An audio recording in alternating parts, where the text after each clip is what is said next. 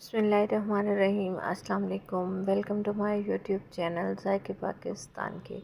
तो सबको आज का रोज़ा बहुत बहुत मुबारक हो। तो आज हम क्या बनाने वाले हैं वो हम आपको आगे वीडियो में बताएंगे। वीडियो स्टार्ट करने से पहले हमारे चैनल को लाइक कर दें, सब्सक्राइब कर दें और बेल आइकन को दबा दें ताकि हर आने वाली नई वीडियो सबसे पहले आपको मिले। तो वीडियो करते हैं स्टार्ट। और आज हम बना रहे हैं मज़ेदार सा इमली का शरबत। ये हमने इमली कितनी ली है वो भी आपको बताएंगे और आलू बुखारा कितना लिया है वो भी बताएंगे।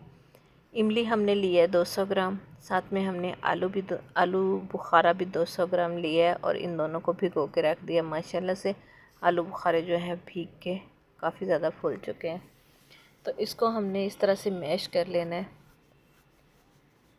कुछ इस तरह से मैश हो जाएगा, बस थोड़ी ही देर में ये मैश हो जाएंगे।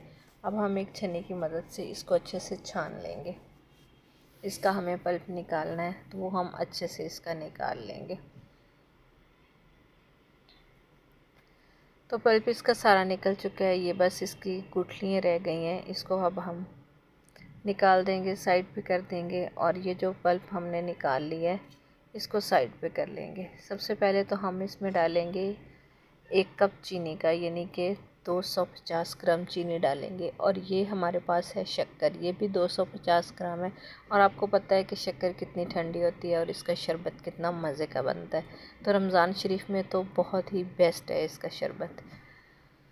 तो ये डालेंगे, दोनों चीनी और शक्कर हम दोनों एक वज़न ही ले रहे हैं। साथ हम इसमें डालेंगे आधा चम्मच नमक का और इसको हम चूल्हे पे रख देंगे और इसको पकाएंगे।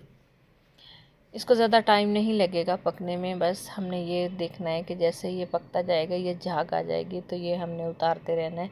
ये वाली जो झाग है ये शक्कर की है, इस तरह से हमने ये सारी ऊपर से उतार देनी है। और इसको 10 से 15 मिनट ही लगेंगे इसको पकने में। तो कुछ इस तरह से तैयार हो चुका था, मैंने इसको ठंडा कर लिया। यहाँ की वीडियो जो थी वो मेरे से मिसप्लेस हो गई। बस ठंडा करके हमने इसमें जार में डाला है और साथ ही हमने गिलास में डाल के ऊपर से बर्फ़ डाल दी है, इसमें आइस क्यूब डाल दिए हैं। बस इतना ही काम किया है।